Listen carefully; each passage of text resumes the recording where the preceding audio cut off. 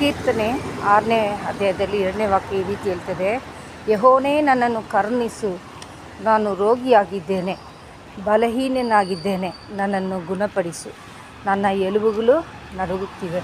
ಹೌದು, ನಾವು ಬಲಹೀನತೆಯರಾಗಿದ್ದೇವೆ.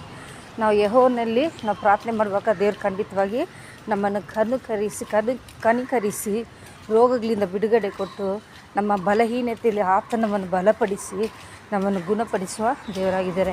ನಮ್ಮ ಎಲುಬುಗಳಿಗೆಲ್ಲ ಆತನು ಬಲಪಡಿಸುವ ದೇವರಾಗಿದ್ದಾರೆ. ಅದಕ್ಕೆ ನೀವು ಪ್ರಾರ್ಥನೆ ಮಾಡಿ, ಈ ರೀತಿಯಾಗಿ ದೇವರಲ್ಲಿ ಆ ವಾಕ್ಯವನ್ನಿಟ್ಟು ಪ್ರಾರ್ಥನೆ ಮಾಡಿ, ಯೆಹೋವನೇ ನನ್ನನ್ನು ಕರುಣಿಸು ಅಂತೇಳಿ. ನಾನು ರೋಗಿಯಾಗಿದ್ದೇನೆ ಹಾಸಿಗೆಯಲ್ಲಿರುವಂಥ ನೀವು ಆತನ ನೋಡಿ ನೀವು ಈ ರೀತಿ ಕೇಳಿ ದೇವರು ಖಂಡಿತವಾಗಿ ನಿಮ್ಮನ್ನು ಬಿಡುಗಡೆ ಕೊಡ್ತಾರೆ.